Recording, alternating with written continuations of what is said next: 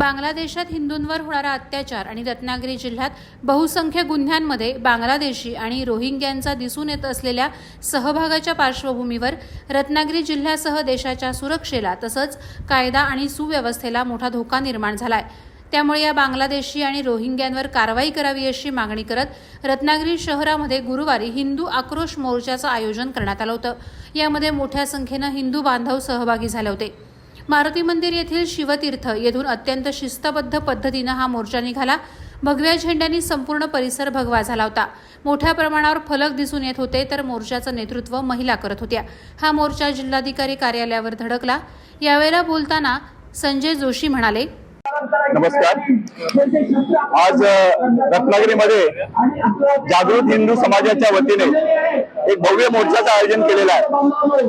बांगलादेशमध्ये जे हिंदू धर्मियांवरती जे अत्याचार केले जात आहेत, ती मंदिरांची तोडफोड केली जात आहे, त्याचा निषेध करण्यासाठी याचबरोबर आज रत्नागिरीमध्ये ज्या काही घटना घडलेल्या आहेत, म्हणजे एका मुलीवरती अतिप्रसंगाचा बलात्काराचा प्रयत्न झालेला आहे, असे अनेक गुन्हे या महाराष्ट्रामध्ये घडत आहेत। लव्ह जिहादच्या माध्यमातून सुद्धा आपल्या हिंदू मुलींवरती अत्याचार केले जात आहेत। तर या सगळ्या घटनांचा निषेध करण्यासाठी आज या मोर्चाचं नियोजन करण्यात आलेलं आहे।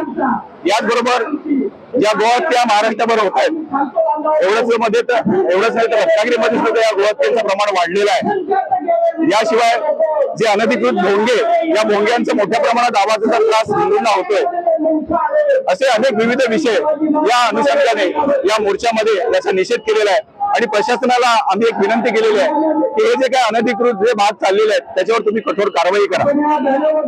याच्यामध्ये आम्ही एक सांगू इच्छितो की आज हिंदू महिलांवरती मोठ्या प्रमाणात अत्याचार होत आहेत। 2019 ते 2021 सालामध्ये जवळपास 3 वर्षांमध्ये 1 लाख हिंदू महिला आणि मुली गायब झालेल्या आहेत महाराष्ट्रातून। यांचे पुढे काय झाले याचा तपास केला पाहिजे, अशी आम्ही प्रशासनाला विनंती करतोय।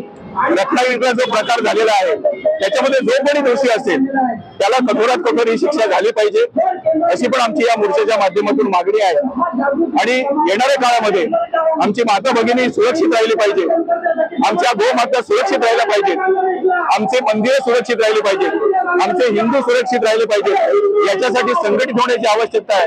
आणि या पद्धतीने या सर्वांना सरकारने संरक्षण द्यावं, पोलीस प्रशासनाने सुद्धा याला संरक्षण द्यावं, अशी या मोर्चाच्या माध्यमातून आम्ही मागणी करत आहोत। यानंतर जिल्हाधिकाऱ्यांना भेटून निवेदन देण्यात आलं। प्रहार डिजिटलसाठी दुर्गेश पिलणकरसह अनघा निकम मगदूम, रत्नागिरी।